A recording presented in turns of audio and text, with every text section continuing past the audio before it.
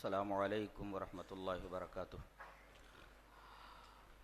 ان الحمد للہ نحمده ونستعینه ونستغفره ونعوذ باللہ من شرور انفسنا ومن سیئات اعمالنا من يهده الله فلا مضل له ومن يضلل فلا هادي له واشهد ان لا اله الا الله وحده لا شريك له واشهد ان محمدا عبده ورسوله يا أيها الذين آمنوا اتقوا الله حق تقاته ولا تموتن إلا وأنتم مسلمون يا أيها الناس اتقوا ربكم الذي خلقكم من نفس واحدة وخلق منها زوجها وبث منهما رجالا كثيرا ونساء واتقوا الله الذي تساءلون به والأرحام إن الله كان عليكم رقيبا يا أيها الذين آمنوا اتقوا الله وقولوا قولا سديدا يصلح لكم أعمالكم ويغفر لكم ذنوبكم ومن يطع الله ورسوله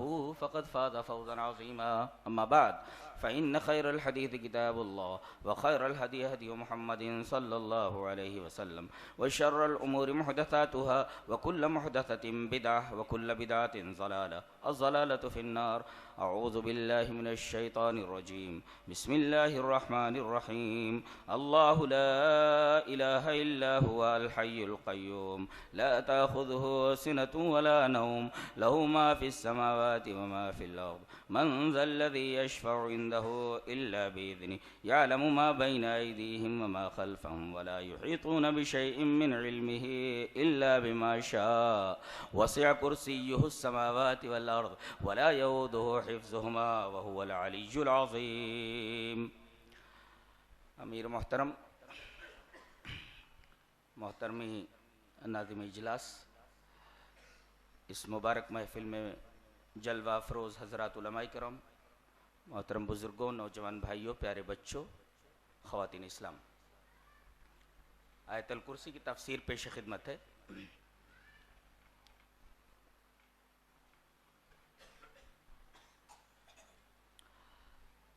سب سے پہلے اس آیت کریمہ کی فضیلت جان لیں۔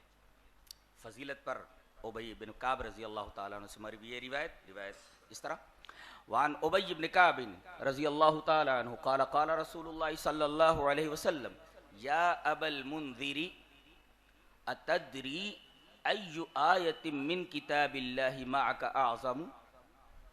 قال قلت اللہ ورسولہ اعلم۔ قال یا ابا المنذر ای آیت من کتاب اللہ معک اعظم؟ قال اللہ لا الہ الا هو الحی القیوم۔ قال فضرب في صدري وقال والله ليهنك العلم ابا المنذر، رواه مسلم في كتاب صلاة المسافرين وقصرها۔ امام مسلم رحمہ اللہ اس حدیث پاک کو ایسے ہی مسلم شریف کتاب صلاة المسافرین میں لائے۔ راوی جیسا کہ معلوم ہوا حضرت ابی بن کعب۔ حضرت ابی بن کعب فرماتے ہیں کہ ایک دفعہ نبی کریم صلی اللہ علیہ وسلم نے مجھ سے کہا، میری کنیت سے مجھے خطاب کرتے ہوئے، کہ اے ابو منذر اتدری، کیا تجھے معلوم ہے کہ ایو آیت من کتاب اللہ معک اعظم؟ تیرے نزدیک کتاب اللہ کی کون سی آیت کریمہ سب سے بڑی ہے؟ ایک نکتہ بتاؤں، اعظم جہاں بولا جاتا ہے نا، اعظم، وہاں صفت کے اعتبار سے بڑا ہونا مراد ہوتا ہے،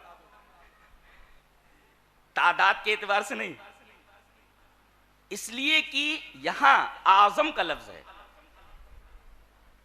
ایو آیت من کتاب اللہ معک اعظم، یہ آیت کریمہ مرتبے کے اعتبار سے، عظمت کے اعتبار سے، رتبے کے اعتبار سے، صفت کے اعتبار سے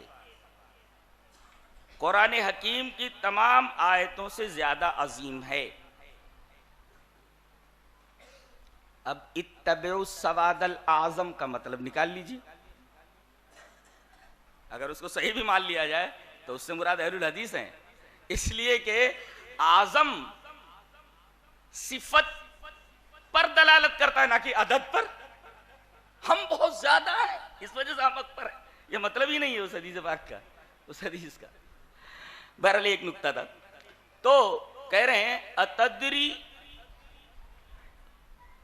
ایو آیت من کتاب اللہ ما کا اعظم، تو پہلے انہوں نے یہ کہا کہ میں نے جواب دیا کہ اللہ اور اس کے رسول زیادہ جانتے ہیں۔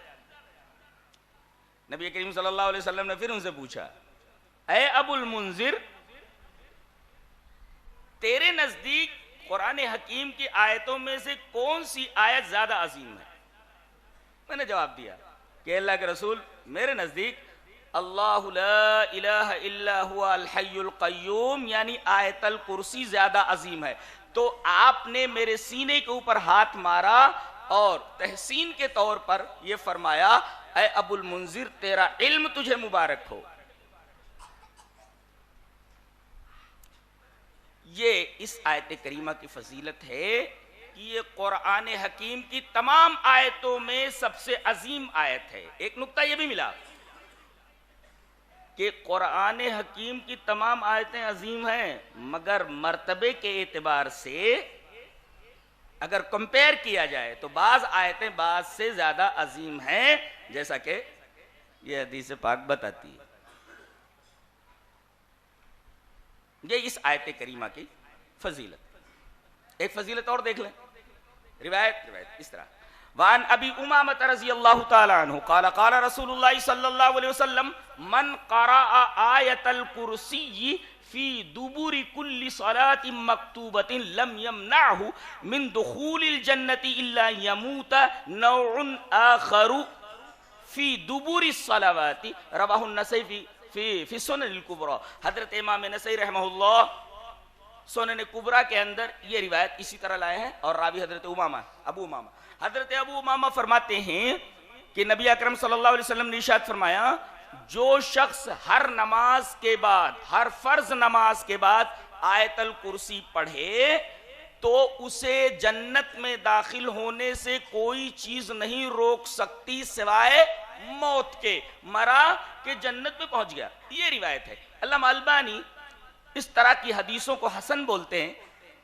لہذا اگر کوئی عمل کر لے تو میرے نزدیک کوئی عیب کی بات نہیں ہے۔ تاہم رجال کے بہت بڑے ماہر جنہیں میں علامہ البانی سے زیادہ عظیم سمجھتا ہوں رجال کے باب میں، حضرت علامہ معلمی جن کی مشہور کتاب تنقیل ہے، میرا خیال ہے کہ ہر طالب علم کو چاہیے جو عربی مدرسے میں پڑھتا ہے کسی اچھے استاد کے اشراف میں اس کتاب کو اول سے آخر تک پڑھ جاوے۔ علامہ معلمی نے اس طریقے کی حدیثوں کو ضعیف کہا ہے، اور اسی طریقے سے علامہ ابن الجوزی نے تو یہاں تک کہا کہ بھئی مجھے جب تک معلوم نہیں تھا تب تک میں عمل کرتا رہا، جب معلوم ہوا کہ ضعیف ہے تو میں نے چھوڑ دیا۔ بہرحال علامہ البانی نے اس کو حسن کہا ہے، اور بعض بڑے محدثین نے اس کو ضعیف کہا ہے۔ حسن کہا ہے، کوئی عمل کر لے عمل کر سکتا ہے۔ تو یہ ایک فضیلت ہوئی اس آیت کریمہ کی۔ اس آیت کریمہ میں سرکش جنوں کو بھگانے، اور جن کو ہم آسیب کہتے ہیں، برے آسیب، ان کو بھگانے میں خاص ادا رکھتی ہے اور خاص پاور رکھتی ہے، خاص خصوصیت رکھتی ہے۔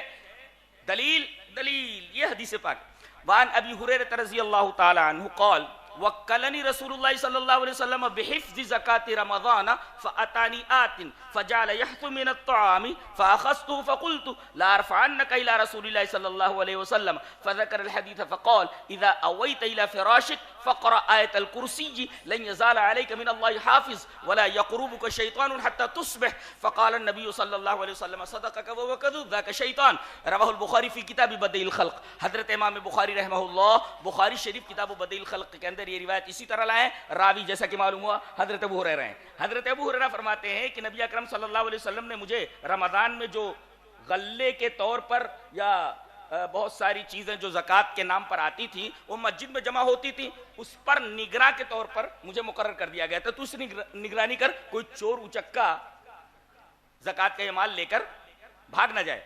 کہتے ہیں کہ میں حفاظت پر مقرر کر دیا گیا تھا، میں حفاظت کرتا تھا۔ ایک رات میں نے دیکھا کہ ایک آدمی آیا اور وہ لپ بھر بھر کر کے اپنے تھیلے میں وہ غلہ ڈالنے لگا، فاخذتو، میں نے اسے پکڑ لیا، اور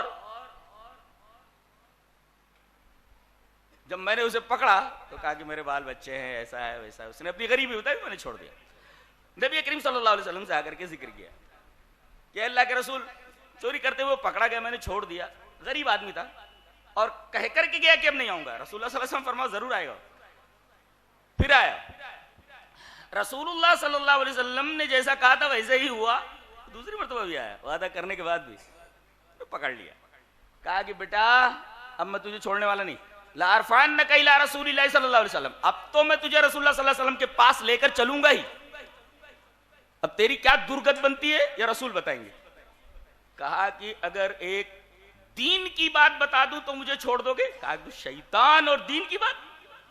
کہا کہ ہاں دین کی بات ہے. اور یہ آیت الکرسی کی فضیلت بیان کی. کہا کہ جب تم اپنے بسترے پر رات کے وقت آؤ اور سونے کا ارادہ کرو تو آیت الکرسی پڑھ لو. کیونکہ فائدہ بولے دو فائدے. لن یزال علیک من اللہ حافظ، اللہ کی طرف سے ایک حفاظت کرنے والا مقرر کیا جائے گا، رات بھر تیری حفاظت کرتا رہے گا. ایک ولا یقربک الشیطان حتی تصبح، صبح تک کوئی بھی شیطان سرکش جن بدماش جن تیرے قریب بھی نہیں آئے گا. یہ دوسری فضیلت ہوئی. تو میرا دعویٰ جیسا کہ میں نے کہا تھا کہ اس آیت کریمہ میں سرکش شیاطین کو بھگانے کی طاقت، قوت اور پاور اللہ تبارک تعالیٰ نے رکھ دی ہے. صبح آ کر کے حضرت ابو ہریرہ نے بیان کیا کہ اللہ کے رسول آیت الکرسی کی یہ فضیلت اس نے بیان کی ہے. آپ نے فرمایا صدقک وہو کذوب، اس نے تجھ سے سچ کہا حالانکہ وہ بہت بڑا جھوٹا ہے. وہ کوئی انسان نہیں تھا کہ شیطان، وہ شیطان تھا. ایسا آیت الکرسی کی فضیلت پر یہ تیسری روایت پیش کی ہے. اب آئیے اس آیت کریمہ کی تفسیر کی طرف.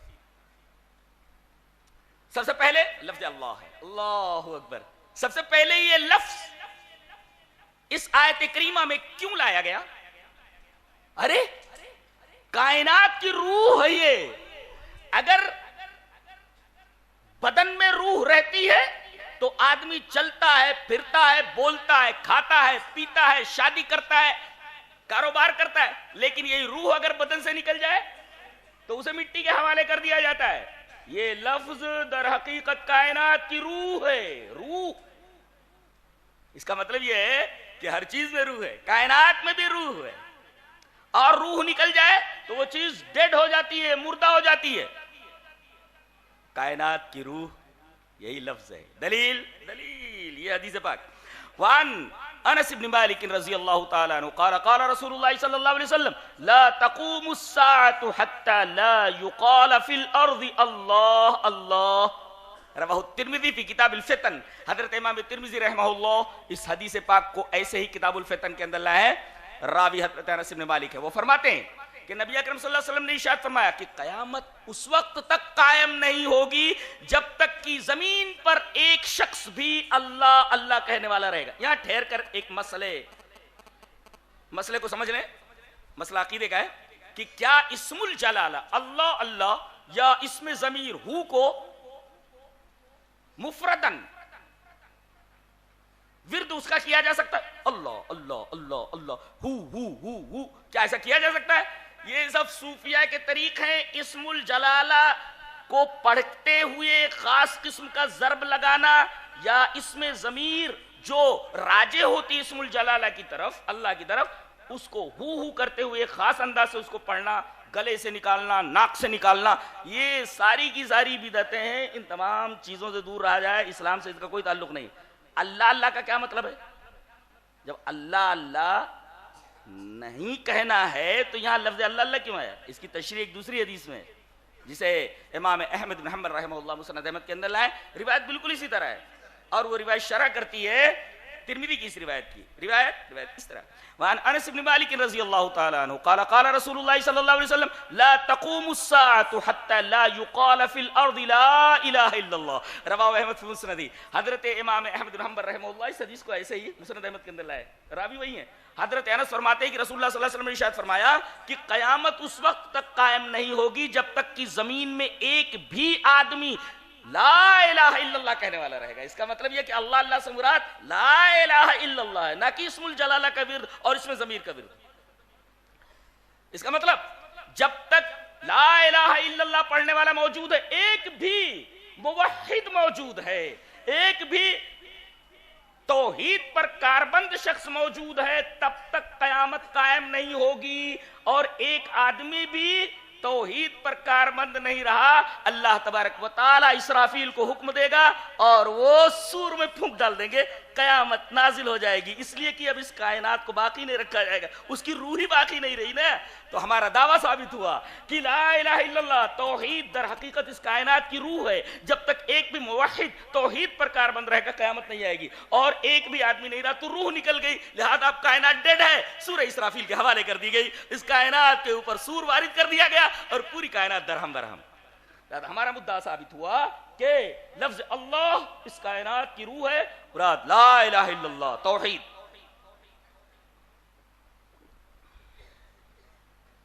یہ نام بڑا پیارا ہے. کسی بھی دور شرک کے اندر ارے بھائی زید کسی کا نام ہو تو ایک گلی کے اندر 2-3 زید مل جائیں گے. اگر آپ کا نام عبداللہ ہے تو ایک گلی میں آپ کو 50 عبداللہ نام کے مل جائیں گے. لیکن آپ ایک بات یاد رکھیں، یہ نام ایسا ہے کہ جب سے انسان اس زمین کے اوپر آیا ہے آج تک کسی باپ نے اپنے بیٹے کا نام اللہ نہیں رکھا ہے. اللہ اکبر، یہ اسلام کی خصوصیت ہے. اللہ نے فرمایا رب السماوات والارض وما بینہما فاعبدہ واصطبر لعبادتہ ہل تعلم لہ سمیہ.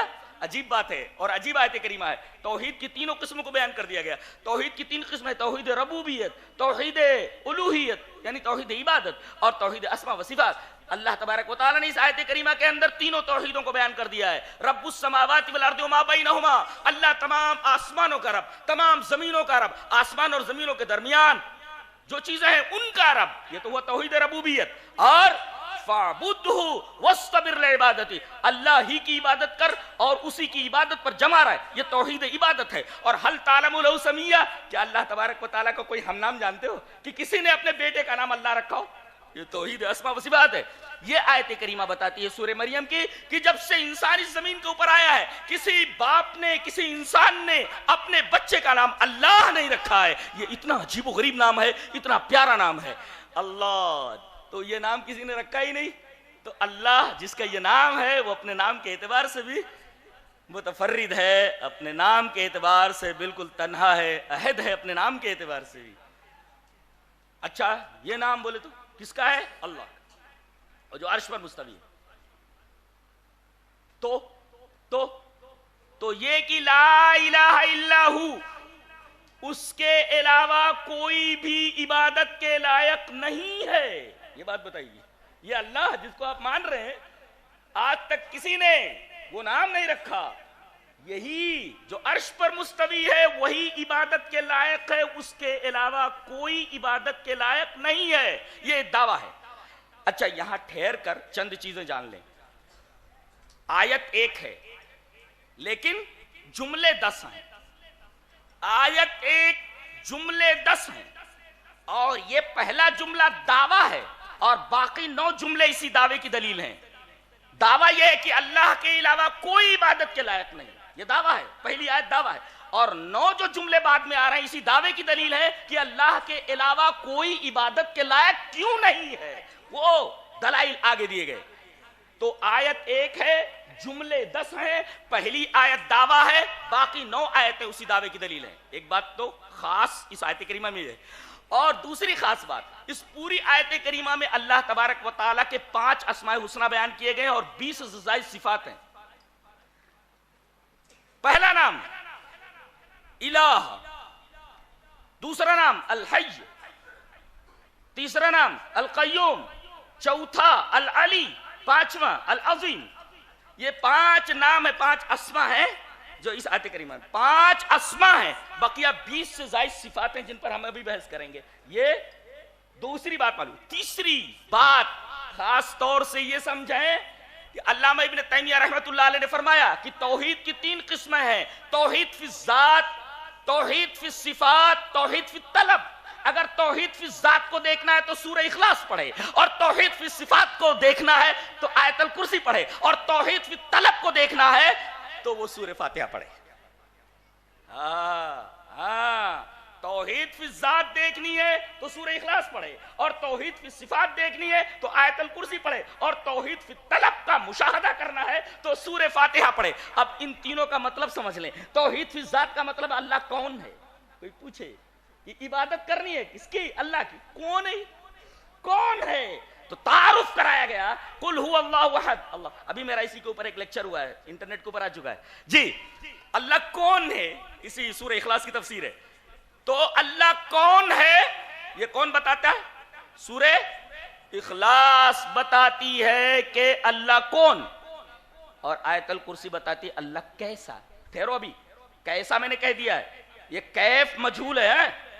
کیسا بولے؟ ہاتھ اس کے پتہ نہیں ہاتھ کیسا، پیر ہے پتہ نہیں کیسا ہے، آنکھیں ہیں پتہ نہیں کیسی ہیں، کان ہے سنتا ہے پتہ نہیں کیسے۔ کیف استوا ہے معلوم ہے، مگر کیفیت کیسے مستوی ہے مجھول ہے۔ تو بہرحال صفات اگر جاننا ہے تو آپ اس آیت کریمہ کا مطالعہ کریں۔ اور اللہ سے مانگا کیسے جائے، مانگنے کا سلیقہ کیا ہو، کوئی چیز اگر مانگنی ہے اللہ سے تو مانگنے کا طریقہ کیا ہے۔ توحید فی طلب کو اگر دیکھنا ہے تو سورہ فاتحہ میں دیکھو۔ تو توحید فی ذات کا مشاہدہ کرنا ہے تو سورہ اخلاص کا مطالعہ کرو، توحید فی صفات کا مطالعہ کرنا ہے تو آیت الکرسی کا مطالعہ کرو، اور توحید فی طلب کو دیکھنا ہے کہ اللہ سے مانگا کیسے جائے، سورہ فاتحہ کا مطالعہ کرو۔ علامہ ابن تیمیہ علیہ رحمہ بہت بڑی شخصیت، اللہ اکبر، کیسے کیسے لوگ گزرے ہیں، کیسے کیسے لوگ گزرے ہیں۔ تو کتنی پیاری بات کہی ہے، توحید فی ذات، توحید فی صفات، توحید فی طلب۔ اللہ سے مانگا کیسے جائے، سورہ فاتحہ میں دیکھ لو۔ اللہ کی صفات کیا کیا ہیں؟ ارے بھائی بعض لوگ کہتے ہیں نیراکار ہے وہ، ارے نیراکار ہے، ان کا بھی رد ہے، نیراکار نہیں ہے وہ۔ اس کا مطلب نیراکار کا مطلب ہوتا ہے ہاتھ نہیں، پیر نہیں، وغیرہ وغیرہ سب ہم مانتے ہیں۔ ہاتھ ہیں اس کے، پیر ہے اس کے، آنکھیں ہیں اس کی، یہ ساری چیزیں ہیں، مگر لیس کمثلہ شیء۔ آپ تشبیہ نہیں دے سکتے، آپ تمثیل نہیں دے سکتے، تعطیل بھی نہیں کر سکتے، تمثیل بھی نہیں کر سکتے، تشبیہ بھی نہیں دے سکتے۔ اب یہ تین باتیں ہوگی۔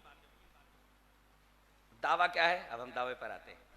نہیں ہے کوئی اس کے علاوہ عبادت کے لائق۔ کیوں؟ کیوں؟ جواب دیا گیا اس لیے کہ وہ الحی ہے، الحی زندہ ہے۔ ابھی عزیزم عبد الغفار سے علمی ڈسکشن ہو رہا تھا، راستے میں ہماری کار میں آ رہے تھے۔ ایک نکتہ ہے کہ الحی، الحی مانے زندہ، تے بڑھا دو تو حیہ مانے سانپ ہو جاتا ہے، سانپ۔ حضرت موسیٰ علیہ السلام نے وہ سونٹا ان کے ہاتھ میں تھا، اللہ تبارک تعالیٰ نے کہا سونٹا پھینک دے، سانپ بن گیا دوڑتا ہوا حیہ۔ ایک امام صاحب سورۃ طٰہٰ پڑھ رہے تھے، فَأَلْقَاهَا فَإِذَا هِيَ حَيَّةٌ تَسْعَىٰ، تو انہوں نے جب اپنا سونٹا ڈالا تو وہ دوڑتا ہوا سانپ بن گیا۔ اچانک اوپر سے امام صاحب کے سامنے سانپ گر کر پن کاٹ کر کھڑا ہو گیا۔ کہاں کی قرات، کہاں کی تلاوت، کہاں کا ترنم گھگی بند گئی۔ مقتدی یہ سمجھے کہ امام صاحب بھول گئے ہیں، تو اگلی جو آیت ہے کہا خُذْهَا وَلَا تَخَفْ، پکڑ لے اس کو اور نہ ڈر۔ امام صاحب پیچھے مڑے، کہا کہ تعال خُذْ أَنْتَ، ابے آ تو پکڑ لے اس کو، تعال خُذْ أَنْتَ، دیکھا نہیں سانپ۔ اللہ، تو بہرحال یہ ایک لطیفہ ہے، ڈسکشن کے دوران شیئر ہوا، یہ میں نے پیش کر دیا۔ الحی القیوم، عبادت کے لائق اس کے علاوہ کوئی نہیں۔ کیوں؟ اس لیے کہ وہ الحی ہے، زندہ ہے۔ اب آپ یہ کہیں کہ ہم بھی تو زندہ ہیں، ہم بھی تو زندہ ہیں، تیری زندگی میں اور اللہ کی حیات میں زمین اور آسمان کیا کوئی تقابل ہی نہیں ہے۔ تو پہلے نہیں تھا، عدم سے وجود میں آیا، پہلے نہیں تھا، زندہ نہیں تھا، زندہ ہوا، پھر موت آ جائے گی، اللہ ایسا نہیں ہے، ہمیشہ سے وہ اس صفت کے ساتھ متصف ہے، اس کے اوپر کبھی عدم طاری نہیں ہوا، اس کے اوپر کبھی زوال طاری نہیں ہوا، اس کے اوپر کبھی عدم کا ترایان نہیں ہوا، ہمیشہ سے وہ صفت حی سے متصف ہے۔ تم تو اس کے حیات دینے سے حی بنے ہو، اور پھر وہ حیات چھین لے گا، موت دے دے گا تمہیں۔ تو اللہ بھی زندہ، تم بھی زندہ، ان دونوں زندگیوں میں فرق ہے، وہ اپنی ذات کے اعتبار سے حی ہے، کسی نے اس کو زندگی نہیں دی، اور ہماری زندگی عطائی ہے، عطائی کے ساتھ ساتھ عارضی بھی ہے۔ اللہ کی حیات نہ تو عطائی ہے اور نہ تو عارضی ہے، وہ اس حیات سے متصف بالذات ہے، اسے کسی نے عطا نہیں کیا حیات۔ ہماری حیات عطائی ہے، اللہ نے عطا کر دی، اور عارضی ہے، کچھ دنوں کے بعد نکال لے گا، تو ہم کہے کہ حی۔ اچھا، اور وہ بھی آپ کو تو حی کہا جا سکتا ہے کہ آپ زندہ ہیں اس معنی میں کہ آپ کی حیات عطائی ہے، لیکن الحی تو آپ کو بالکل نہیں کہا جا سکتا، اس لیے کہ یہ الف لام یہ استغراق کا ہے۔ استغراق کا مطلب یہ ہوا کہ حیات کاملہ کی جتنی قسمیں ہو سکتی ہیں ان تمام قسموں سے متصف ہے حیات کاملہ کی۔ آپ کی حیات حیات ناقصہ، اللہ تبارک و تعالیٰ کی حیات حیات کاملہ۔ کامل اور ناقص کے اندر کتنا فرق ہوتا ہے، شاعر نے بہت اچھا کہا کہ سارت مشرقۃ وصرت مغربا شتان بین مشرق و مغربی، اللہ اکبر۔ آپ کی حیات عارضی، اللہ تبارک و تعالیٰ کی حیات دائمی لا زوال۔ اس وجہ سے کوئی انسان اللہ کے علاوہ کوئی بھی عبادت کا مستحق نہیں ہو سکتا، اس لیے کہ اس کی زندگی عطائی اور عارضی ہے۔ اور جو خود اپنی حیات کے اندر دوسروں کا محتاج ہو وہ عبادت کے لائق کیسے ہو سکتا ہے؟ اس لیے کہ احتیاج عبودیت کے منافی ہے، جو محتاج ہو وہ عبادت کے لائق کیسے ہو سکتا ہے؟ اچھا، ایک سوال پیدا ہوا کہ ٹھیک ہے زندہ ہے، کبھی مرے گا؟ اس کا جواب دیا گیا القیوم، وہ قائم ہے۔ اور قائم کے اندر ایک نقطہ یہ ملا کہ جیسے دوسروں کے دیوتا وغیرہ یہ سوم رس یا کچھ کھا پی کر کے یہ زندہ رہتے ہیں، تو کیا یہ زندہ ہے کچھ کھا پی کر؟ کھا پی کر زندہ ہے؟ کوئی چیز اسے زندہ رکھتی ہے؟ نہیں۔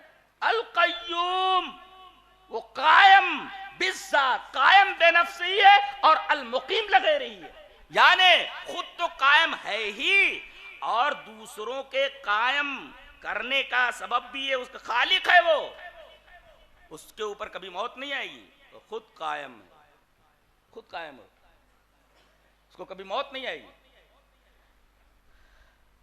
تو یہ دوسری صفت ہوئی، اللہ کے علاوہ کوئی القیوم نہیں ہے جو خود سے قائم ہو دوسروں کو قائم کرنے والا ہو۔ اچھا، قیام کے اندر حفاظت بھی داخل ہے، جیسے مرد کو قوام کہا گیا ہے، ایک تو یہ کہ عورتوں کو کھانا کپڑا مکان دے اور دوسرے اس کی حفاظت بھی کرے۔ ایسا شوہر کیا کہ خالی کھانا دے رہا ہے، کپڑا دے رہا ہے اور گھر دے رہا ہے لیکن اس کی حفاظت نہیں کر رہا ہے۔ گویا کہ قوام کے مفہوم میں جہاں سسٹیننگ داخل ہے، وہاں کہ آپ سسٹین کر رہے ہیں، وہیں سسٹیننگ کے ساتھ ساتھ حفاظت بھی داخل ہے، پروٹیکشن بھی داخل ہے۔ گویا کی یہ سسٹیننگ پلس سسٹیننگ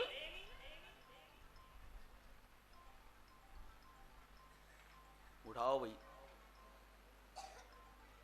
یعنی آپ سہارا دے رہے، سہارا دینے کے ساتھ ساتھ آپ پروٹیکشن بھی کر رہے، تو sustaining plus protection is equal to قیام از اکول ٹو قوام، یہ ہوا۔ تو اللہ حفاظت بھی کر رہا ہے، قائم بھی رکھ رہا ہے، خود قائم ہے، دوسروں کو قائم کر رہا ہے اور ان کی حفاظت بھی کر رہا ہے، یہ بات معلوم ہے۔ آگے تیسری صفت بیان کی جا رہی لا تاخذہ سنۃ ولا نوم، اسے اونگ نہیں آتی نہ اسے نیند آتی. اونگ جو ہے یہ غفلت کی ابتدا ہے اور نوم سو جانا یہ غفلت کی انتہا ہے. اللہ تبارک و تعالی غفلت کی ابتدا سے بھی پاک ہے اور غفلت کی انتہا سے بھی پاک ہے. کیوں؟ ارے کوئی رات کے کسی حصے میں ہاتھ اٹھا کر مانگ رہا ہو اے اللہ مجھے یہ چاہیے یہ چاہیے وہ چاہیے.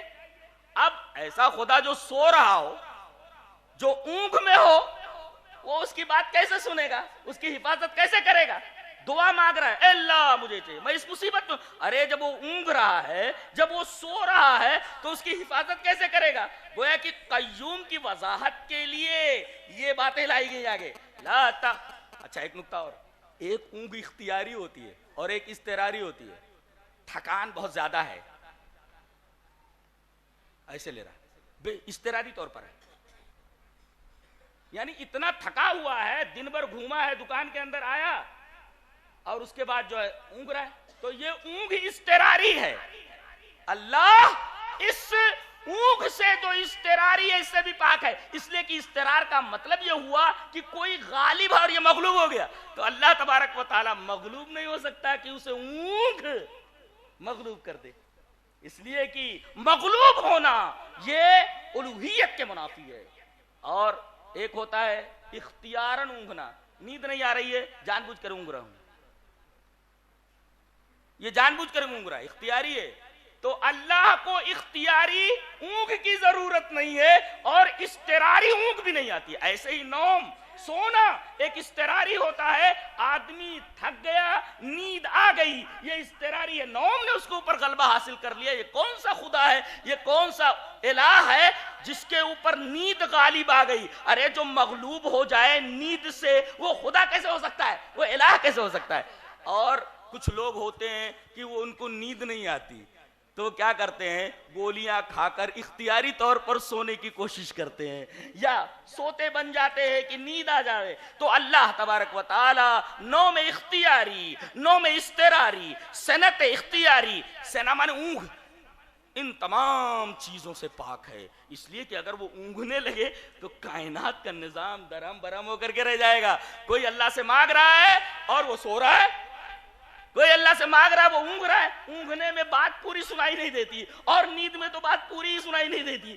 اور ایک بات اور یاد رکھو کہ آدمی نیند میں چلا گیا یا اونگ میں چلا گیا تو حیات کمزور ہو جاتی ہے. اس لیے کہ حیات کیسے کمزور ہوئی؟ احاسیس اور مشاعر، اس کے جو احساسات ہوتے ہیں وہ کمزور ہو جاتے ہیں. اس کا مطلب احساس کا کمزور ہونا حیات کا کمزور ہونا ہے. اور ظاہر ہے کہ حیات اگر کمزور ہو جائے تو پھر الحی کہاں رہا ہے؟ اس لیے کہ اس کی حیات کاملہ ہے. اور اگر اس طریقے سے اس کے اندر یہ کمزوری آ جائے تو حیات کاملہ نہیں رہتی، حیات میں ضعف آ گیا. لہذا بڑے پیارے یہ کلام ہے، اللہ اس سے گفتگو کی جاتی ہے، ایسی دلائل دیے جاتے ہیں. یعنی چند جملے ہیں لیکن میرے پاس الفاظ نہیں ہے کہ میں اس کی تعریف کر سکوں. لا تاخذہ سنۃ ولا نوم، اسے نہ نیند پکڑتی ہے نہ اونگ پکڑتی ہے نہ نیند پکڑتی ہے. پہلے اونگ آتی ہے بعد میں نیند آتی ہے. اللہ غفلت کی ابتدا سے بھی پاک ہے اور غفلت کی انتہا سے بھی پاک. چونکہ ہر انسان اونگتا ہے ہر انسان سوتا ہے، کوئی بھی دنیا کی چیز ہو تکان لائق ہوتی ہے، سو جاتا ہے اونگتا ہے. لہذا عبادت کے لائق نہیں ہے جسے اونگ آئے جسے نیند آئے.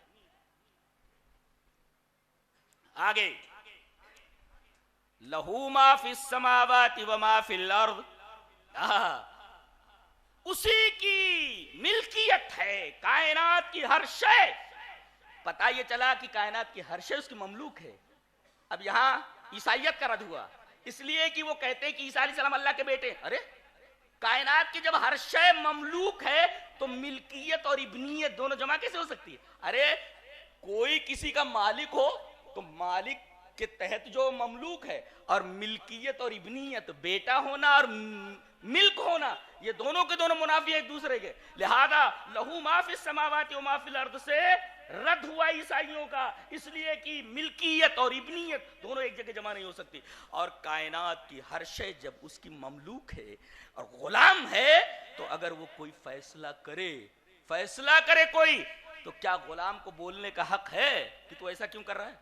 ارے غلام کی کیا مجال کہ آقا کے کسی فیصلے پر انگشت اعتراض وارد کر سکے اور انگشت اعتراض اٹھائے. اللہ نے جو فیصلہ کر دیا سو کر دیا.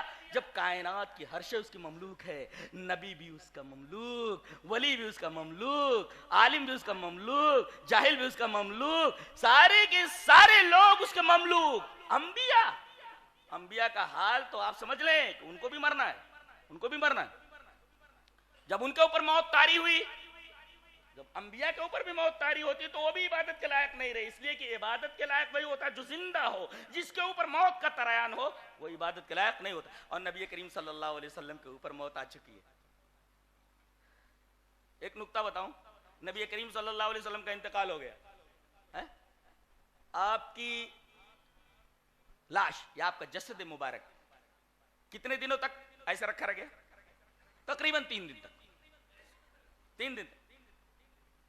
ایک نکتہ بتا رہا ہوں، اس حال میں اگر کوئی آدمی آ کر کے دیکھے تو کیا وہ صحابی ہے یا نہیں؟ صحابی ہے کہ نہیں ہے؟ اس کو صحابی نہیں مانا جاتا، اس پر اتفاق ہے. اس کو صحابی نہیں مانا جاتا اس لیے کہ نبی کریم صلی اللہ علیہ وسلم کو حالہ حیات ہی نہیں بعد ممات ہی دیکھ رہا ہے. تو اس سے ثابت ہوا کہ جب وہ صحابی نہیں ہے، نبی کریم صلی اللہ علیہ وسلم کو اوپر موت وارد ہو چکی ہے. کیسے کہتے ہیں کہ زندہ ہے؟ کس طریقے کی زندگی ہے؟ اور پھر نکتہ بیان کرتے ہیں، موت آنی تھی پر وہ آنی تھی. یہ فلسفہ جا کر کہیں اور بڑھا رہو، آن کا اور آن کا، یہ فلسفہ ادھر نہیں چلتا. یہاں نس چلتی ہے. عقیدے کے معاملات میں فلسفے نہیں چلتے. عقیدہ وہ بھی بنیادی فلسفے سے ثابت ہوگا، جو کتاب و سنت سے ثابت ہوگا. آئیے حدیث پاک دیکھتے ہیں. حدیث کس طرح؟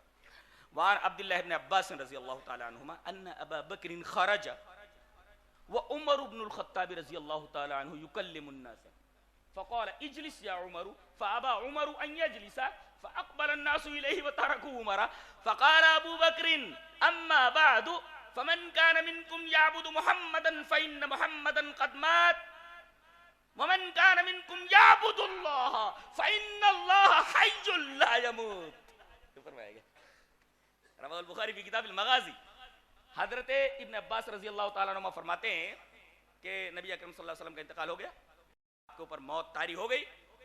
حضرت ابو بکر وہاں موجود نہیں تھے. بعد میں آئے تو دیکھا کہ حضرت عمر رضی اللہ تعالیٰ عنہ کی تقریر جاری ہے. وہ کہہ رہے ہیں کہ کوئی اگر بولے گا کہ نبی اکرم صلی اللہ علیہ وسلم مر چکے ہیں تو اس کی گردن مار دوں گا میں. حضرت ابو بکر نے آ کر کے دیکھا کہ بھئی ان کی تقریر اس طرح جاری ہے، کہا کہ بیٹھ جاؤ، غلط بولے، بیٹھ جاؤ. اجلس یا عمر، وہ نہیں بیٹھتا میں. فابا عمر وہیں اجلس ہے، بیٹھنے سے انہوں نے انکار کر دیا. اب انہوں نے اپنی تقریر شروع کر دی. لوگ ان کو چھوڑ کر کے، سب جان رہے تھے ذرا پریشان ہو گئے ہیں اس وجہ سے ایسی بات بول رہے ہیں. حضرت ابو بکر کی طرف سارے لوگ مڑ گئے اور حضرت عمر رضی اللہ تعالیٰ کو چھوڑ دیا انہوں نے. فاقبل الناس الیہ وترکوا عمر، سب ابو بکر کی طرف متوجہ. حضرت ابو بکر کا خطاب ایسا نازک مرحلے اور انتہائی سیریس سچویشن میں، عجیب و غریب. اللہ اکبر، کیسے دل گردے کا آدمی ہے. یقیناً جناب محمد رسول اللہ صلی اللہ علیہ وسلم کے بعد خلافت اولا کا مستحق اگر کوئی ہے تو جناب صدیق ہیں. جی تو کوئی شک نہیں. ایسے نازک موقع کو انہوں نے دیکھا اور سچویشن کو جس انداز سے سنبھالا ہے وہ صدیقی کا حصہ ہے. فرمایا سنو، فمن كان منكم يعبد محمدا فإن محمدا قد مات. ایک نکتہ بتانا چاہتا ہوں عقیدے کا. یہاں حضرت عمر، غور سے سنو ہے، حضرت عمر یہ کہہ رہے ہیں کہ نبی کریم صلی اللہ علیہ وسلم کا انتقال نہیں ہوا، موت نہیں ہوئی. کہیں گئے ہیں جیسے حضرت موسیٰ علیہ السلام کوہ طور پر گئے تھے واپس آ گئے، یہ بھی کہیں گئے ہیں اور واپس آ جائیں گے. اچھا یہ عقیدہ.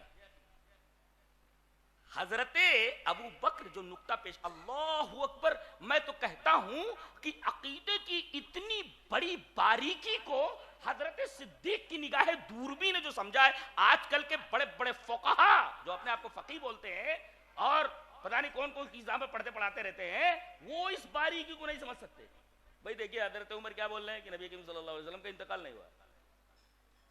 تقریر دیکھو یہاں سے شروع ہے.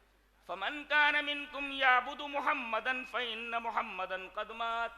تم میں سے جو محمد صلی اللہ علیہ وسلم کی عبادت کرتا تھا، پوجا کرتا تھا، سن لو کہ وہ مر چکے ہیں. کیوں؟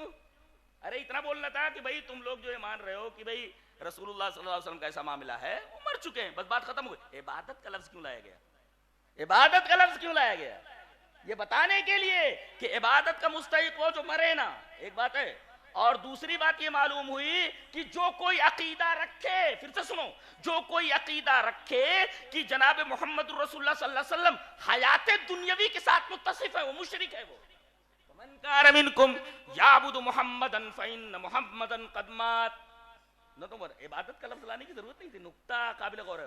پھر سے اس حدیث کو ریوائز کرو اور دیکھو کہ کتنا عجیب و غریب نقطہ بیان کیا گیا ہے۔ تم میں سے جو کوئی محمد کی عبادت کرتا تھا وہ جان لے کہ محمد مر چکے ہیں، اور تم میں سے جو اللہ کی عبادت کرتا تھا وہ جان لے کہ اللہ حی ہے، اسے موت نہیں آتی۔ پتہ یہ چلا کہ رسول کو موت آ گئی ہے اور یہ عبادت کے لائق نہیں۔ اللہ کو موت نہیں آنے والی، ہمیشہ زندہ رہنے والا ہے، وہی عبادت کے لائق ہے، رسول عبادت کے لائق نہیں ہوتا۔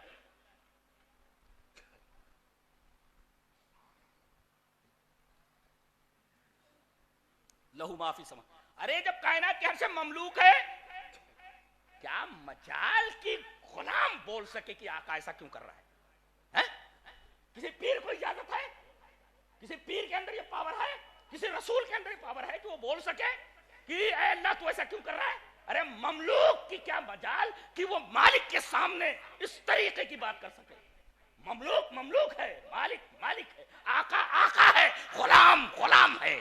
لہو ما فی السماوات و ما فی الارض، اور ماں کے اندر عموم میں بتایا گیا کائنات کی ہر شے اس کی مملوک ہے، اس کی ملکیت سے کوئی شے باہر نہیں ہے۔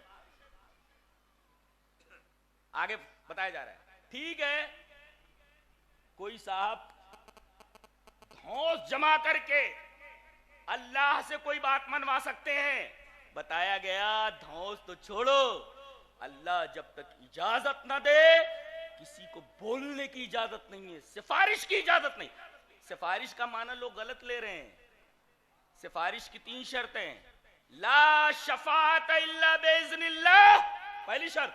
دوسری شرط، لا شفاعت الا لمن ارتضى، اور ولا شفاعت الا لمن يرضى اللہ عز وجل۔ ایک تو یہ کہ کوئی آدمی سفارش نہیں کر سکتا جب تک کہ اللہ کا اذن نہ ہو کہ چل تو سفارش کر۔ اچھا ایک نقطہ میں بتا دوں، بغیر اجازت کے کوئی سفارش کیوں نہیں کر سکتا؟ ایک نقطہ تو یہی ہے، اس لیے کہ سفارش کرنے والے کو یہ معلوم نہیں ہے کہ یہ مستحق شفاعت ہے یا نہیں ہے، اس لیے کہ ہر آدمی مستحق شفاعت نہیں ہوتا۔ اگر موحد نہیں ہے تو مستحق شفاعت نہیں۔ دلیل یہ حدیث پاک، وعن ابی ہریرہ رضی اللہ تعالی عنہ قال قال رسول اللہ صلی اللہ علیہ وسلم لكل نبی دعوت مستجابہ فتعجل كل نبی دعوته وانی اختبأت دعوتی شفاعتا لامتی یوم القیامہ فہی نائلۃ ان شاء اللہ من مات من امتی لا یشرک باللہ شیئا، رواہ مسلم فی کتاب الایمان۔ حضرت امام مسلم رحمہ اللہ اس حدیث پاک کو ایسے کتاب الایمان کے اندر لایا، مسلم شریف کے اندر۔ نبی کریم صلی اللہ علیہ وسلم نے ارشاد فرمایا کہ تمام انبیاء کرام جو دنیا میں آئے، اللہ نے ان کی ایک دعا گارنٹیڈ کر رکھی تھی کہ مانگو گے تو قبول کر لی جائے گی۔ تمام لوگوں نے وہ دعا دنیا ہی میں مانگ لی اور قبول ہو گئی، جیسا کہ اللہ نے ان سے کہا تھا۔ لیکن میں نے وہ دعا بچا کر رکھی ہوئی ہے، میں قیامت کے دن اس کو استعمال کروں گا، کس لیے؟ اپنے امتیوں کی سفارش کے لیے۔ اب سارے لوگ خوش ہو گئے کہ سب کی سفارش ہوگی، دعا گارنٹیڈ ہے، اللہ کے رسول شفاعت کریں گے، سارے لوگ بخش دیے جائیں گے۔ پتہ ہی چلا آخر میں ٹکڑا، فَهِيَ نَائِلَةٌ إِن شَاءَ اللَّهُ مَن مَّاتَ مِنْ أُمَّتِي لَا يُشْرِكُ بِاللَّهِ شَيْئًا۔ تو شفاعت کے لیے پہلی شرط یہ ہے کہ آدمی مشرک نہ ہو، نہیں تو نبی سفارش نہیں کرے گا، اور اللہ تبارک و تعالیٰ نے اس کے اوپر جنت حرام کر دی، تو کیسے معاف کرے گا؟ اس کو معاف ہی نہیں کر سکتا، اس کو معاف نہیں کرے گا ایسا۔ تو شفاعت کے لیے پہلی چیز لا شفاعت الا باذن اللہ، اللہ کی اجازت کے بغیر کوئی سفارش نہیں کرتا۔ سفارش کے لیے دوسری شرط لا شفاعت الا لمن ارتضى، اللہ جس سے راضی ہو اسی کے لیے سفارش کا اذن ہے۔ اور تیسرے صرف موحدین کے لیے اجازت دی جائے گی کہ ان کے لیے سفارش کی جائے، مشرکین کے لیے سفارش کا اذن نہیں ہوگا۔ پتہ یہ چلا قل للہ الشفاعۃ جمیعا، تو پوری کی پوری شفاعت تو اللہ کی ہو گئی نا۔ تو من ذا الذی یشفع عنده الا باذنہ، اللہ کی اجازت کے بغیر کون ہے جو سفارش کر سکے؟ ایک ہے، ایسا کہا جاتا ہے اللہ کے اذن کے علاوہ کوئی سفارش نہیں کر سکتا، لیکن استفہام کے طریق پر لایا گیا۔ اہل بلاغت جانتے ہیں کہ اس طریقے سے نفی کے اندر تاکید ہو گئی، اس لیے کہ سامنے والا بھی، مخاطب بھی اس بات کو مانتا ہے کہ اللہ کی اجازت کے بغیر کون سفارش کر سکتا ہے؟ کوئی سفارش نہیں کر سکتا۔ تو من ذا الذی یشفع عنده الا یعلم ما بین ایدیہم وما خلفہم، وہ جانتا ہے کہ انسان کا ماضی کیا ہے، اللہ جانتا ہے کہ انسان کا حال کیا ہے، اور اللہ جانتا ہے کہ انسان کا مستقبل کیا ہے۔ ایک نکتہ بتاؤں، ایک ملحد سے کہا گیا کہ بھئی تو اللہ کو نہیں مانتا؟ بولے نہیں مانتا۔ تو کہا کہ اللہ خالق ہے تیرا؟ کہا کہ میں بھی خلق کرتا ہوں، انا خلق۔ کہا کہ ارے تو خالق ہے، پیدا کرتا ہے؟ بولے ہاں۔ کہا کہ کیسے؟ کہا کہ گوشت کا ایک ٹکڑا لاؤ۔ تو گوشت کا ایک ٹکڑا لایا گیا، اس نے کیا کیا، گوشت کے ٹکڑے کو کاٹا، کاٹنے کے بعد بیچ میں جگہ بنا کر کسی نے گوبر ڈال دیا، گوبر ڈالنے کے بعد اس کو ایک برتن میں پیک کر دیا، چاروں طرف سے بند کر دیا، کہا 3 دن کے بعد آنا۔ اب 3 دن کے بعد وہ پیک شدہ جو ڈبہ ہے وہ لایا گیا، جب کھولا گیا تو سارے کیڑے بجا رہے ہیں اس میں۔ کہا کہ دیکھو میں نے بھی خلق کیا ہے نا، میں بھی خالق ہوں۔ تو پوچھنے والا پوچھ رہا ہے تو نے خلق کیا ہے، کم عددہ، تعداد کتنی ہے؟ فبہت الملحد، تعداد کتنی ہے اور کتنے اس میں مذکر ہے کتنے مؤنث ہیں؟ تو بتا کتنی عورت ہیں اور کتنے مرد ہیں، کتنے مذکر کتنے مؤنث؟ اللہ اکبر۔ تو یعلم ما بین، اس کا علم، کم عددہ، تعداد کتنی؟ فبہت الملحد، فبہت الذی کفر۔ تو اب معاملہ ایسا ہو گیا، بولے میں بھی خلق کرتا ہوں، تو خلق کرنے والوں کو معلوم ہونا چاہیے نا میں نے کتنی چیزیں خلق کی، تعداد ہی معلوم نہیں ہے۔ اللہ اکبر۔ یعلم ما بین ایدیہم وما خلفہم، ماضی جانتا ہے، حال جانتا ہے، مستقبل جانتا ہے، اور کلیات کا بھی علم، جزئیات کا بھی علم۔ فلاسفہ یہ کہیں کہ صرف کلیات کا علم، جزئیات کا علم نہیں، یہ عقیدہ باطلہ ہے۔ وہ سارے کلیات کا عالم، ساری جزئیات کا عالم، یہاں تک کہ کوئی پتا سوکھا یا گیلا زمین پر گرے اس کا علم اسے رہتا ہے۔ اللہ، قیاس سے ماورا، سوچ سے ماورا، ادراک سے ماورا۔ جی سمیٹ 5 منٹ جلدی ختم کر دینا ہے، بس ہو گیا۔ من ذا الذی یشفع عنده الا باذنہ یعلم ما بین ایدیہم وما خلفہم ولا یحیطون بشیء من علمہ الا بما شاء۔ اس میں 2 باتیں بتائی گئی، ایک تو یہ کہ اللہ کا علم محیط ہوتا ہے، ہم جو جانتے ہیں وہ تھوڑا سا جانتے ہیں۔ انسان کو یا دنیا میں کسی مخلوق کو جو علم دیا گیا ہے وہ احاطے والا علم نہیں ہے۔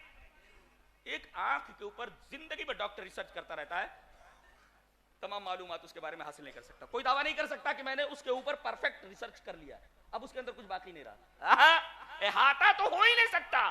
تو ایک تو یہ کہ احاطہ علم کے اعتبار سے صرف اللہ کے ساتھ مخصوص ہے، احاطہ کری، اور احاطہ ہو ہی نہیں سکتا، اس لیے کہ انسان کو علم بہت تھوڑا دیا گیا۔ اور اس کے بعد بما شاء کہا گیا کہ اللہ جتنا چاہے اتنا ہی علم ملے گا، آدمی جتنا چاہے خیرات میں دے دیتا ہے اللہ جس کو جتنا علم۔ یہ جتنی ایجاداتیں دے دی گئی کسی کو، اب وہ ایجاد کر کے اترا رہا ہے۔ جب یہ کہہ دیا گیا کہ اترانے کی ضرورت نہیں ہے، یہ میری مشیت سے ملا ہے، میں نے تمہیں دیا، تو اترا کیوں رہے ہو؟ یہ تو عطا ہی ہے۔ تو وَلَا يُحِيطُونَ بِشَيْءٍ مِّنْ عِلْمِهِ إِلَّا بِمَا شَاءَ۔ اب یہ سوال پیدا ہوا کہ کائنات کا کوئی حصہ ایسا ہے جہاں اس کی ملکیت نہ ہو، جہاں اس کا حکم نہ چلتا ہو؟ نہیں، کائنات کے ہر چپے پر اس کی حکمرانی ہے، اور کیا کائنات کی حفاظت اس کے اوپر گرا ہے۔ عود کا مطلب ہوتا ہے کجی، جیسے کسی آدمی کو اوپر کوئی بھاری بوجھ ڈال دو تو اسے جھک جاتا ہے، اللہ تبارک تعالیٰ نے فرمایا کائنات کی حفاظت اس کے اوپر بالکل گرا نہیں ہے، وہ بڑی اثر ہے، اور ان تمام کو سنبھالنے میں اسے لغوب یعنی تکن لاحق نہیں ہوتی۔ وما مسنا من لغوب، تھکن لاحق ہونا رہا چیزیں چھو بھی نہیں جاتی ہے، اس کو چھوتی بھی نہیں ہے، ہمیشہ جاگتا ہے، تھکن لاحق نہیں ہوتی۔ اور ابن عثیمین نے غالباً یہ کہا ہے کہ جنتی سوئیں گے کہ نہیں سوئیں گے؟ ایک بولو، جنتی سوئیں گے کہ نہیں سوئیں گے؟ بولیے آپ، کوئی کہہ رہا سوئیں گے، کوئی کہتا نہیں سوئیں گے، بولو سوئیں گے کہ نہیں سوئیں گے؟ نہیں سوئیں گے، کیوں؟ اس لیے کہ سوئے گا آدمی کیوں؟ تکان کی وجہ سے، وہاں تکان نہیں ہے، لا یمسہم فیہا نصب غالباً ابن عثیمین نے کہا ہے، ابن عثیمین کی شرح یہ، حضرت نے فرمایا کہ جنتیوں کو نیند نہیں آئے گی، اس لیے کہ نیند آتی ہے تکان کی وجہ سے، وہ قرآن کہتا ہے لا یمسہم فیہا نصب، نصب یعنی تکان انہیں لاحق ہی نہ ہوگی، لہذا جنتیوں کو نیند ہی نہیں آئے گی، جنتی سوئیں گے نہیں، صرف مزے کریں گے، کھا رہے پی رہے گھوم رہے، جو مانگ رہے اللہ دے رہا ہے، ساری چیزیں حاضر ہیں ان کے لیے، وَهُوَ الْعَلِيُّ الْعَظِيمُ، اور وہ علی ہے، عظیم ہے۔ علی کا مطلب یہ ہوا وہ سب سے بالا، اس کے مقابل میں سب کے سب سے نیچے، اور وہ عظیم ہے، وہ رتبے کے اعتبار سب سے بڑا، اس کے مقابلے میں ساری کی ساری مخلوق حقیر۔ اور یہ دونوں صفتیں لا کر کے بتایا جا رہا ہے کہ انسان اللہ کے بارے میں غلط عقیدہ کیسے رکھتا ہے، شرک میں مبتلا کیسے ہوتا ہے، ضلالت کی تاریکیوں میں کیوں چلا جاتا ہے، انہی دونوں صفتوں کو نگاہ میں نہ رکھنے کی وجہ سے اللہ تبارک و تعالیٰ کے علو کو نہ سمجھتے ہوئے اور اللہ تبارک و تعالیٰ کی عظمت کو نہ سمجھتے ہوئے، اللہ ہمیں نیک عمل اور اچھی سمجھ کی توفیق عطا فرمائے۔ وآخر دعوانا الحمدللہ رب العالمین۔